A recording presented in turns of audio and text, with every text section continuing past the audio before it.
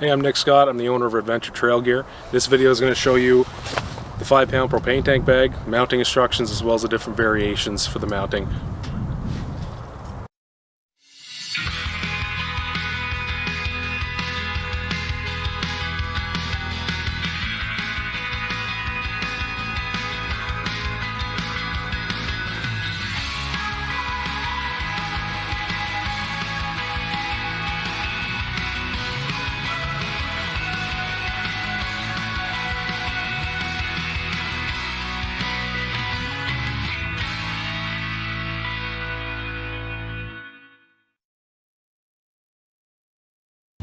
Okay, so this is the 5-pound propane tank bag. Some of the features for it: it has a pocket on the front big enough to fit a 10 to 12 foot extension hose. It's made to hold the regular 5-pound propane tank. It has a bunch of straps on the back. This vertical one is more so just to take the weight off a little bit when you're mounting it on a ladder like this.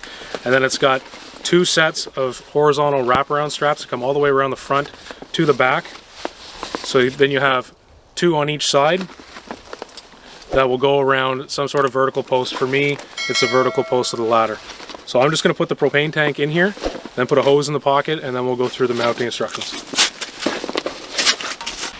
Okay, so I got the 12-foot hose in here. It's a little snug with the 12-foot one, but it does fit fine. And then my tank is in there as well. I just cinched the drawstring to close it up. So to put it on a ladder or any type of rack, if you can put the vertical strap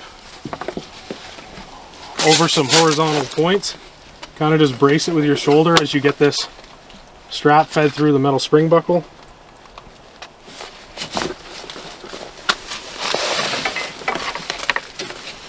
And once it's there, that just takes the weight of the bag. So now, for the bag and the tank. So now you can go ahead and mount all the horizontal ones. So step off to the side here.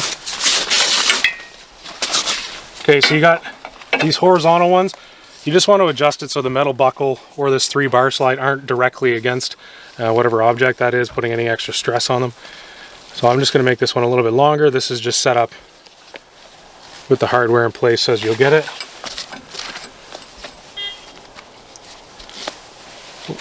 Upside down. Okay, so you want to leave it loose so you can adjust both sides.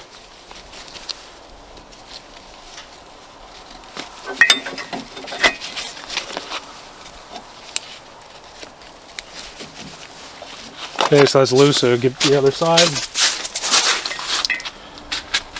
Same thing on this side.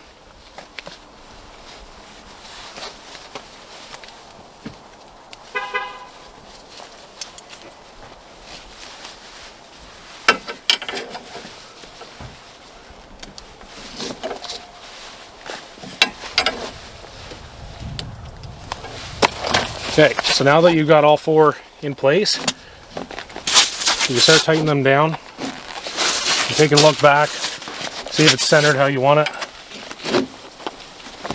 Start pulling those down tight. If the spring buckle comes too close to where the strap is stitched to the bag, you just have to move it back a little bit so you can get it as tight as you want to. This one is pretty much exactly how I want it. I might make it a little bit tighter, but it's good and strong. These straps have a 4,500 pound brake strength. The buckles are over 600 each. And that vertical one is just an extra fail-safe because I like to make things as rugged as possible. So now that that's mounted, all you gotta do is take care of these straps. If you wrap it around the buckle, just make sure you put it underneath the thumb tab, because if you cross it over top of the thumb tab, it could loosen it for you.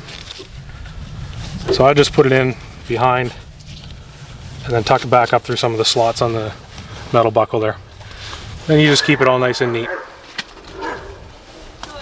Okay, so I'm going to quickly walk through changing your bag from the traditional setup to extension straps. This is mostly applicable to people who order it without extension straps and are putting them on after the fact. But it also helps some people understand the way it's set up and how it functions. So I'm just going to take off the current hardware.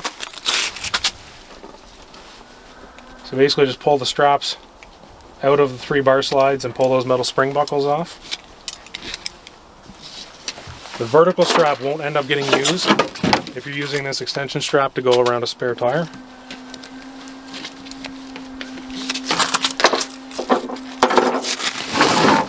And 3 of your 5 spring buckles will not be used either.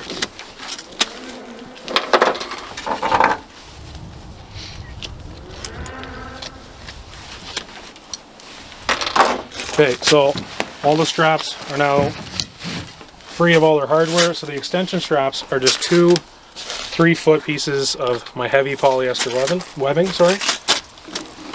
And what you'll do, or how you'll see it set up when you get it, is I put 2 of these 3-bar slides on both of these straps. It's not necessary, 1 strap would totally be fine. I just do it, first of all, to keep the straps under control, and second, I just like extra strength. The friction of these 3-bar slides is more than enough to hold these straps in place. So you'll set it up with 2 of them on these straps, and then you'll feed the extension strap through it as well. And you'll do that on one side.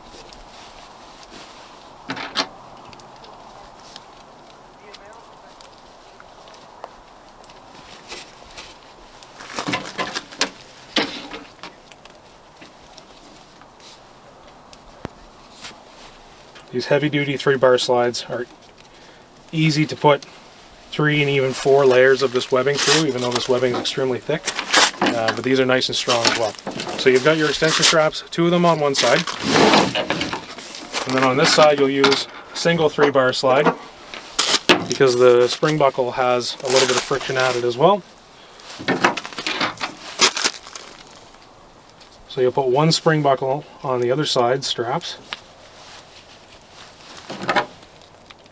Same thing, you can do 1 layer if you want to. It's totally strong enough, but the hardware is also strong enough to hold 4 layers through.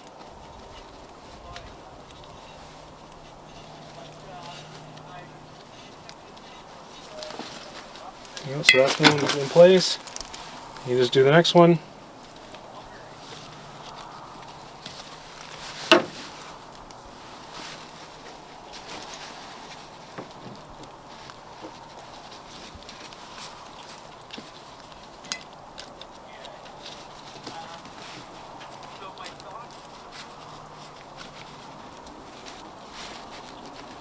Okay, so now when you go to mount this on the tire, which I'll show next, you wrap this around the tire and the wheel, through the wheel, any spaces on the wheel, and then it comes around the other side and it just mounts into here.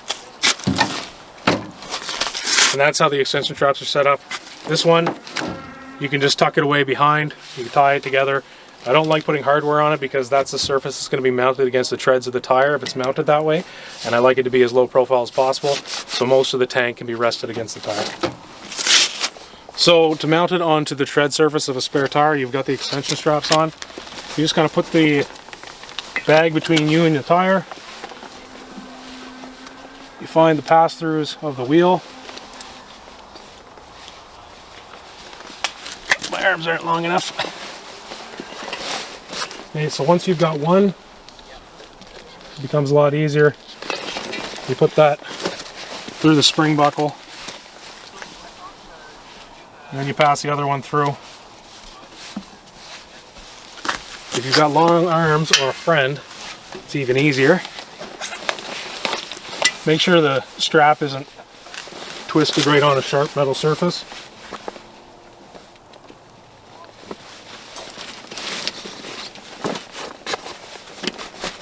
Okay, now the bag is in.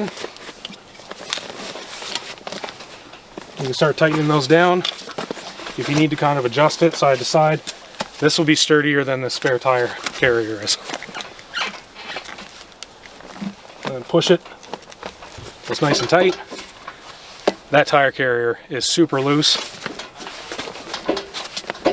but the bag is not. Same thing on the other side. There's about 6 inches of strap left. This is a 37-inch tire on I think a 17-inch wheel. So there's 6 inches of strap left. And then you can just tuck that strap between the mounting strap and the tire. Same thing, make sure it does not go over top of the thumb release on the metal spring buckle, or else it'll allow it to loosen. I like to just tuck it between the strap and the tire, it stays there nice and snug, and then your thing is there. I wish this tire was a little bit stronger because you can see that this is not moving at all. All right, that's the end of this video. Thanks for stopping by. Make sure you like and subscribe to the YouTube channel, as well as check me out on Facebook and Instagram, and sign up for updates on the website so you have all the latest information on new products and everything I'm working on.